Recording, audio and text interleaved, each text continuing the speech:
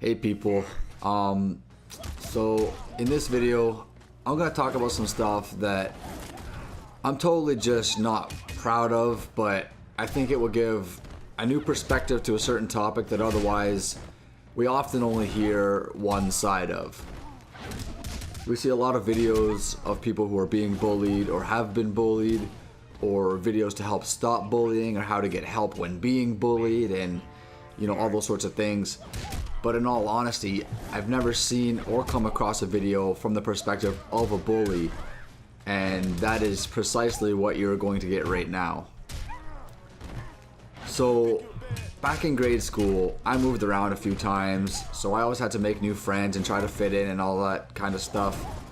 And at one of my schools, it was particularly different because there was some sort of, I guess it seemed to be like a hierarchy within the students. You know, there was basically these three guys who pretty much ran the entire playground: Byron, Nigel, and William.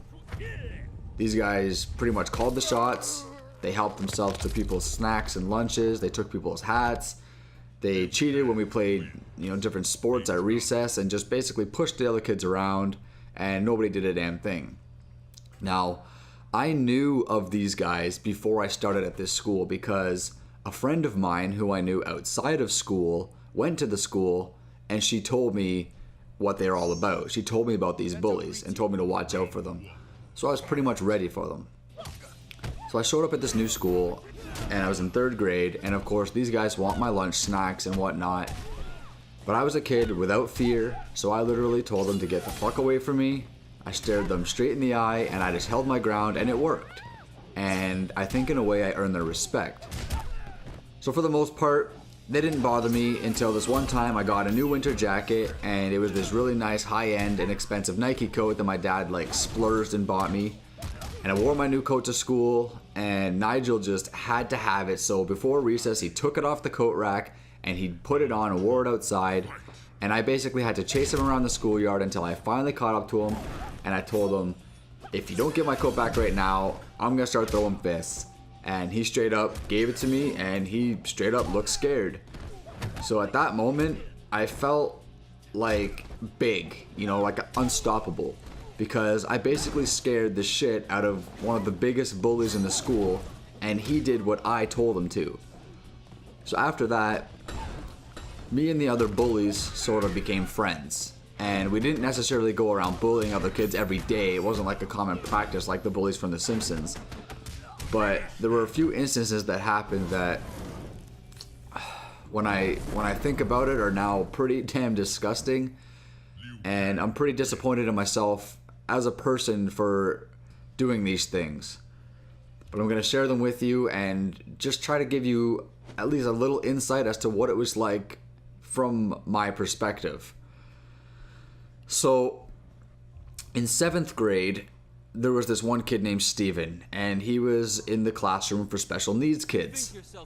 His nickname was Einstein because, like Albert Einstein, he was a smart kid, yet he had some learning disabilities. I mean, like, he wasn't smart like Einstein, he wasn't a genius, but yeah, like, seriously, I don't even know. Like, I didn't give him the nickname, I just kind of went along with it. And actually, he was introduced to me as Einstein, so that's what I called him. I think I thought his name was actually Einstein. I didn't even find out his name was Steven until much, much later. So anyways, during recess and lunch breaks, me and the other bullies, along with several other students who were really no better than the rest of us, would take Steven over to a more secluded part of the schoolyard and basically just tease him and make fun of him.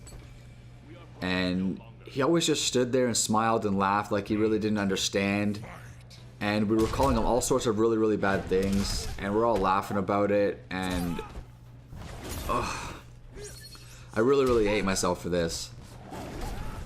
Really, it was truly just awful of me to do this to another person, but I did, and I'm sharing it with you guys because I just want you guys to know what bullying is like from a bully's perspective.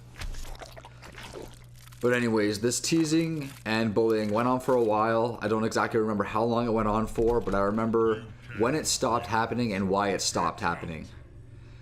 So it got to the point where me and my friends were bored of just verbally abusing Einstein. So we decided to see if we can get him to eat things. And I can't remember who it was, but someone suggested that we make him eat a pine cone. So we told him to do it, and he did. He ate a fucking pine cone. And we were all laughing and having a good time over it. And this kid was basically chewing on chunks of wood or whatever the fuck pine cones are made of.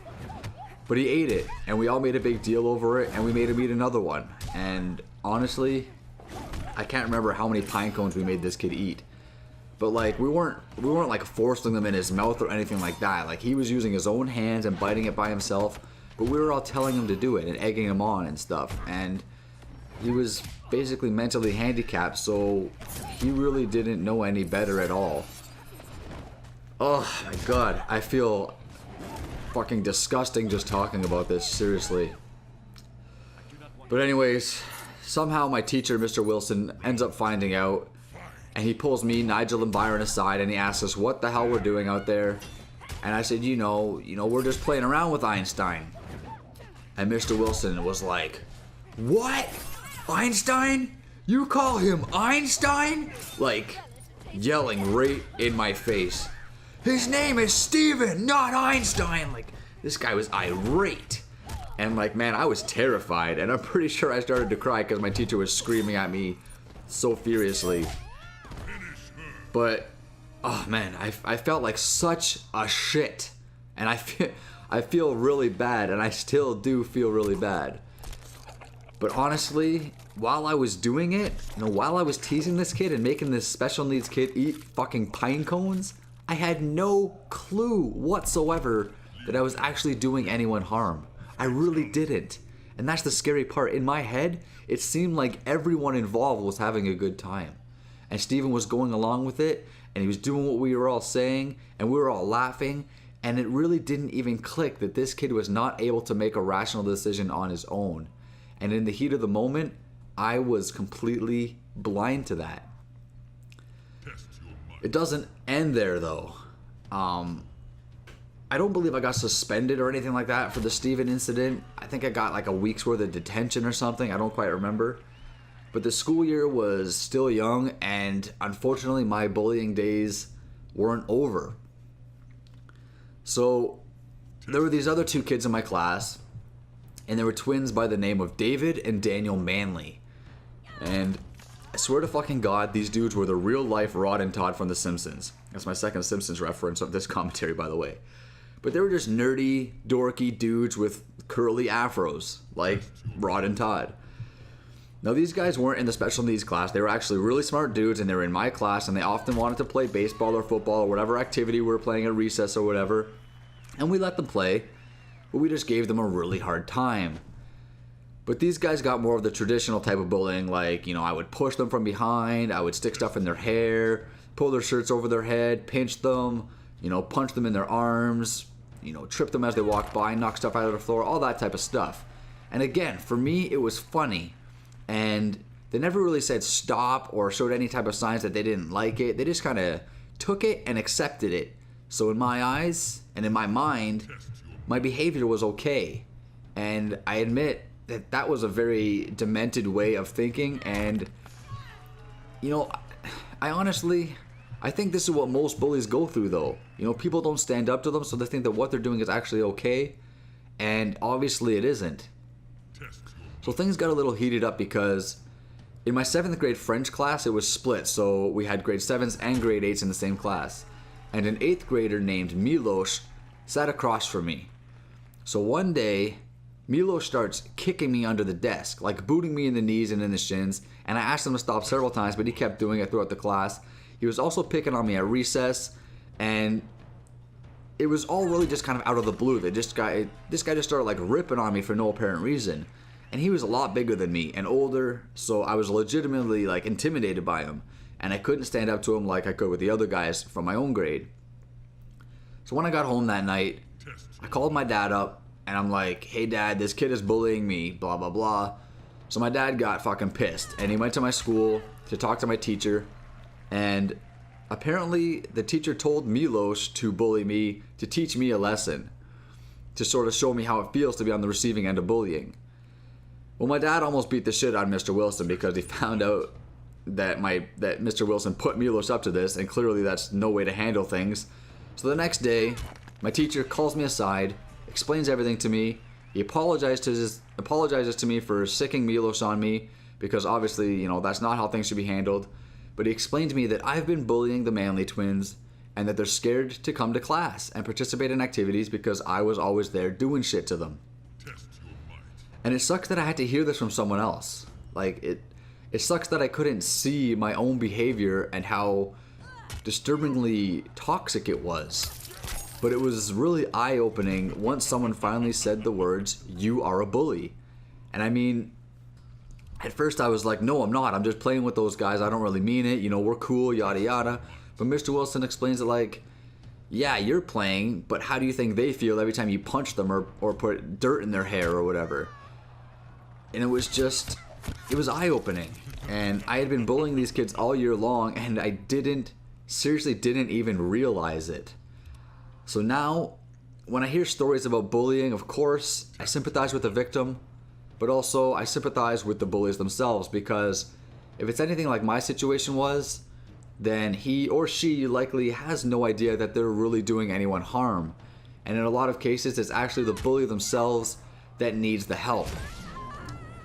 And the saddest part about this whole thing is I feel like this is just how I was naturally. You know, I don't think anything or anyone shaped me to be that way or influenced me at all.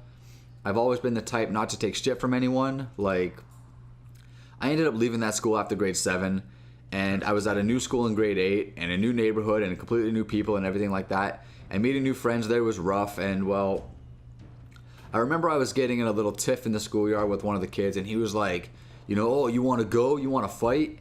And I just got in his face, and I was like, I know you don't. And I was right. You know, he didn't want to fight. Not with me, anyway. So, you know, I just didn't take shit from people. And I think in that respect, I don't know, maybe I have this natural bully mentality. I don't know. But seriously, I was never a huge guy. You know, tall maybe, but never physically threatening looking. At least I didn't think so. And, you know, I just didn't take shit from anyone. And I still don't. But eventually, I guess maturity caught up to me, and I started to realize that acting like a tough guy isn't really going to get me anywhere in life.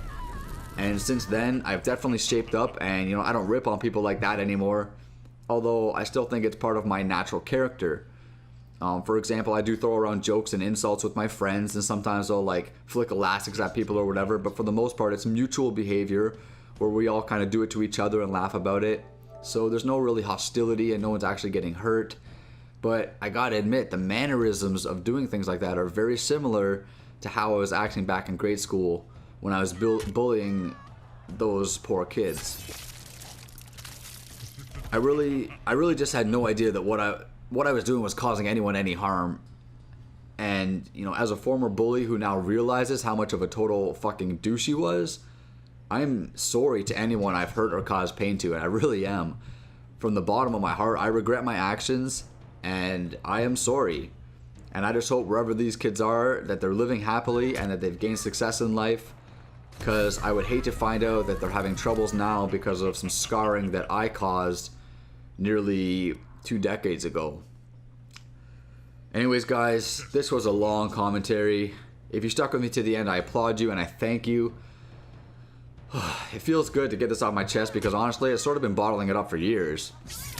I've never really talked about this before or exposed myself like this in any way, and it kind of feels good. I guess I just hope you guys don't see me differently now. You know, I don't want to lose any respect from any of you guys, and I hope you can see that I'm trying to do the right thing now by talking about this and kind of, you know, exposing myself, I guess. Give you a different perspective on this whole bullying issue. But anyways, that's it. Thank you all for listening. It really means a lot that I can blab about this kind of stuff and have people actually tune in. I can't thank you enough. On Vile Self, feel free to leave a comment or questions if you have any below. I love interacting with you guys, and I appreciate all the support. Okay, that's it for now. Later, villains.